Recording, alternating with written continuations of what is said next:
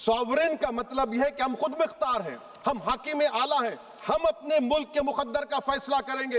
एक गोरा white house में बैठकर भारत की सीज फायर का ऐलान करेगा। किस सूरत से आप पाकिस्तान से क्रिकेट मैच खेलेंगे जब हम पानी नहीं दे रहे हैं? 80% पानी पाकिस्तान का हम रोक रहे हैं। ये कहकर के पानी और खून नहीं बहेगा, आप क्रिकेट मैच खेलेंगे। मैडम, मेरा जमीर तो गवारा नहीं करता कि मैं उस मैच को देखूंगा। पाकिस्तान की ISI, पाकिस्तान का डीप स्टेट, उनका हयाती मकसद ये है कि हमेशा भारत को कमजोर किया जाए। आज ट्रंप हमारे से पहले बोलता है इज्जत नफ्स भी कोई चीज होती है, इख्तिदार में कोई यहां रहेगा कोई वहां रहेगा, मगर इख्तिदार में इकबाल होना चाहिए। बदबख्ती की बात यह है कि आपने इकबाल को खो दिया। बहुत बहुत शुक्रिया कि कौमी सिक्योरिटी को, नेशनल सिक्योरिटी, खारिजा पॉलिसी को, फॉरेन पॉलिसी को राजनीति का मुद्दा मत बनाइए। GCC को और चचा सैम को राजी कराइए कि पाकिस्तान को, मैडम खत्म कर रहा हूं, FATF में दोबारा लाया जाए। मैडम,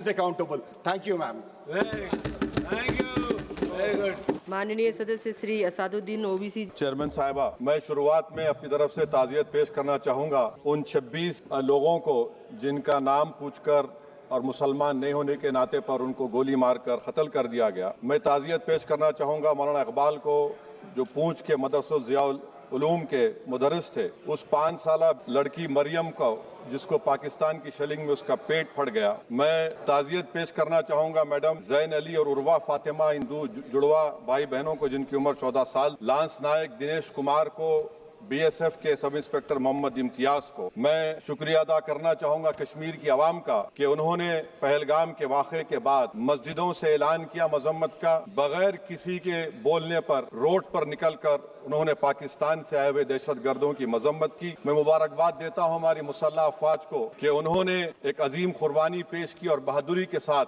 ऑपरेशन सिंदूर में भारत को कामयाबी दिलाई। मैं मुसल्लह अफवाज ने पहले 9 दहशतगर्द ठिकानों पर उनको निशाना बनाया और सबसे मेरी नजर में जो दहशतगर्दी के दिल पर हमला हुआ वो भावलपुर का था और 6 एयरफील्ड, 3 हैंगर और 2 रनवेज को हमने तबाह किया। बाद में ऑपरेशन सिंदूर की कामयाबी की एक अहम वजह यह थी मैडम कि मुल्क में इत्तेहाद और इत्तेफाक पैदा हो गया, एक यूफोरिया पैदा हो गया था, मगर अफसोस कि हुकूमत ने उसका फायदा नहीं उठाया। मैं आज भी कह रहा हूं, जिम्मेदारी के साथ कह रहा हूं कि पाकिस्तानी फौज, पाकिस्तान की ISI, पाकिस्तान का डीप स्टेट, उनका हयाती मकसद ये है कि हमेशा भारत को कमजोर किया जाए। और अगर हमको इन ताकतों को कमजोर करना है तो देश में इत्तेहाद और इत्तेफाक को बरकरार रखना पड़ेगा। अगर हम बुलडोजर के जरिए या फिर लिसानी जबर के जरिए या मजहबी फिरका परस्ती के जरिए अक़लियतों को निशाना बनाएंगे तो हम खुदा ना खास्ता उन पड़ोसी मुल्क के दहशतगर्द तंजीमों को कहीं कामयाब ना हो जाए। मैडम,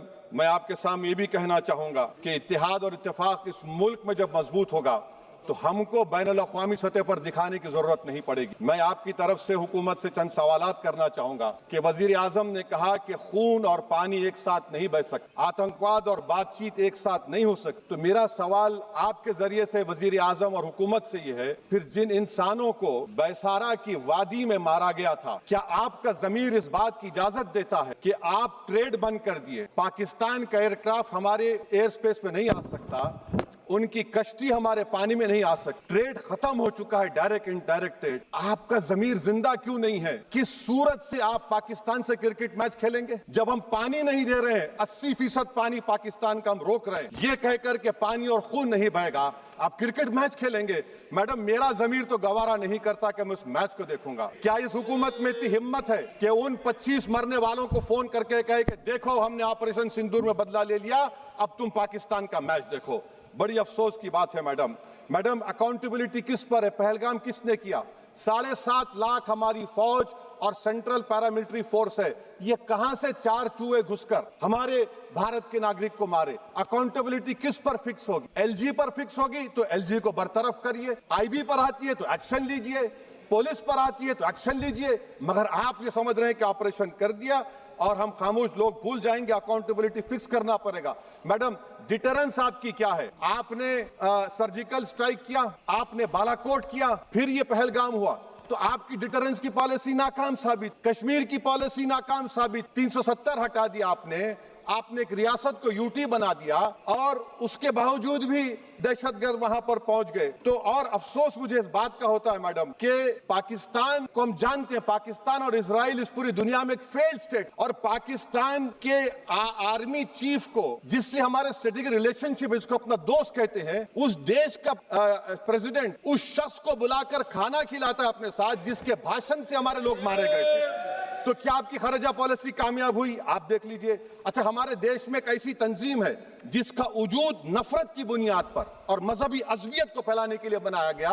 उनको तकलीफ है सेकुलरिज्म से सोशलिज्म, मगर हमारे संविधान के प्रियम्बल में लफ्ज सॉवरेन है। सॉवरेन का मतलब यह है कि हम खुद मुख्तार हैं, हम हाकिम आला हैं, हम अपने मुल्क के मुकद्दर का फैसला करेंगे।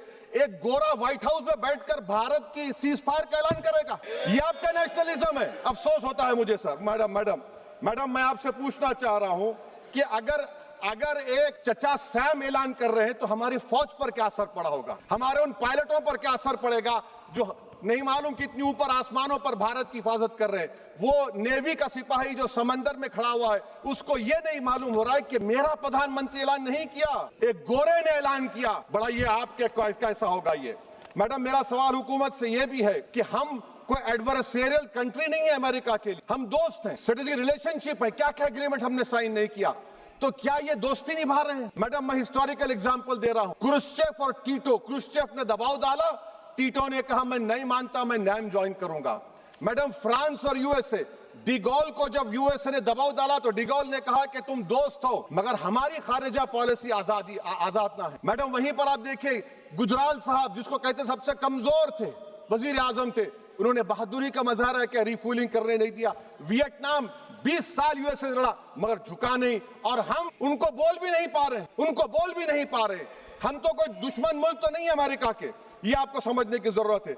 और मैडम यहां पर वजीर खारजा ने कहा वो चीन गए, डिप्टी चीफ ऑफ स्टाफ ने कहा कि चीन के इक्विपमेंट एक लाइव लैब था हमारे उनके लिए। क्या आपने कहा चीन को कि तुमने क्यों दिया पाकिस्तान को हथियार? आप नहीं कहे। और मैडम आप जानते हैं कि रक्षा मंत्री ने कहा कि स्विफ्ट एंड प्रोपोर्शनेट, तो फिर जो इंडोनेशिया मिलिट्री अटैचे ने कहा कि हमको कहा गया मत मारो, हम सेल्फ डिफेंस में भी नहीं मार सकते थे पाकिस्तान को। और अगर आप ट्रम्प के बयान को गलत कह रहे हैं कि 5 एयरक्राफ्ट नहीं गिरे, मैं यकीन करता हूं आपकी बात का। आप हमारे पायलट्स को कमेंट करिए ना, हमारे पायलट्स को कमेंट करिए कि हम अपने पायलट्स की तारीफ करते हैं, आप वो भी नहीं करना चाहते। मैं हुकूमत से जानना चाहता हूं मैडम कि क्या फ्रांस ने हमको सोर्स कोड नहीं दिया जिसकी वजह से हमारे एयरक्राफ्ट को क्या नुकसान हुआ? अब मुस्तकबिल में आप हथियार खरीदेंगे तो क्या आप सोर्स कोड हासिल करेंगे? और मैडम मैं आपको बताना चाह रहा हूं, मेरे सवाल का जवाब हुकूमत दे। हमारे पास सैंक्शन जो स्क्वाड्रन है 42 है, 60 साल के बाद सिर्फ 29 काम कर रहे हैं। पाकिस्तान के पास 25 है, चीन के पास 50 से ज्यादा है। 6-11 साल से आप सरकार में है, सबमरीन नहीं है, थर्ड एयरक्राफ्ट कैरियर कहां पर है आप बताइए। और मैडम FATF में लाना पड़ेगा आपको। अगर आप विश्व गुरु हैं तो हम आपको चैलेंज कर रहे हैं, आप G7 के कंट्रीज को, GCC को और चचा सैम को राजी कराइए कि पाकिस्तान को, मैडम खत्म कर रहा हूं, FATF में दोबारा लाया जाए। मैडम ऑल पार्टी मीटिंग हुई, देखिए कितना कॉन्ट्रडिक्शन है केंद्र सरकार में और स्टेट सरकार में। ऑल पार्टी मीटिंग में था, केंद्र सरकार ने कहा कि नहीं, बैसारन मिडोस पर तो कोई जा ही नहीं सकता, जून से पहले इजाजत लेना पड़ेगा। बाद में हमको मालूम हुआ कि साल भर खुला रहता मिडोस सिवाय बारिश और स्नो के। ये कॉन्ट्रडिक्शन है केंद्र सरकार में। वहां पे मैं हुकूमत से मुतालबा करता हूं मैडम आपके जरिए से कि कौमी सिक्योरिटी को, नेशनल सिक्योरिटी, खारिजा पॉलिसी को, फॉरेन पॉलिसी को राजनीति का मुद्दा मत बनाइए, राजनीति का मुद्दा मत बनाइए। ये हमारे मुल्क में मुफाद होगा, हमारे मुल्क के इत्तेहाद और एकजुटती को आप एक वोट का जरिया मत बनाइए। और मैं एक आखिरी बात पूछ रहा हूं मैडम, क्या चीन ने हमसे कहा था कि सीज फायर कर लो? और कैसे पाकिस्तान ने हमारे पायलट्स की बातों को सुना कि हमारा कम्युनिकेशन एनक्रिप्ट नहीं है? मैडम आखिर में मैं अपने शेर से इस अपनी बात को खत्म करूंगा कि अपने ही हाथों से सर अपना कटाना है हमें, मादर हिंद पे भेंट चढ़ाना है हमें, किस तरह मरते हैं एहरारे वतन भारत पर, ये तमाशा है जो दुनिया को दिखाना है हमें। ये मैं भारत की उस बहादुर फौज के नाम पे करता हूँ, मुसल्ह फौज के नाम पे करता हूँ। ये शेर कहने वाला कोई बीजेपी का नहीं था, ये शेर कहने वाले का नाम शेर था, शहीद अशफाकुल्लाह। मैं फिर से हुकूमत से कह रहा हूं, पाकिस्तान टेररिज्म करेगा। आप तैयार हो जाइए। आप चीन से मोहब्बत, कितना इम्बैलेंस हो रहा ट्रेड का, कितना इम्बैलेंस हो रहा है चीन से। अच्छा, जब गलवान हुआ उस वक्त भी ट्रंप ने कहा था कि मैं बात करूंगा, हमने कहा नहीं बात करेंगे, जरूरत नहीं है। आज ट्रंप हमारे से पहले बोलता है इज्जत नफ्स भी कोई चीज होती है। इख्तिदार में कोई यहां रहेगा, कोई वहां रहेगा, मगर इख्तिदार में इकबाल होना चाहिए। बदबख्ती की बात यह है कि आपने इकबाल को खो दिया। बहुत बहुत शुक्रिया।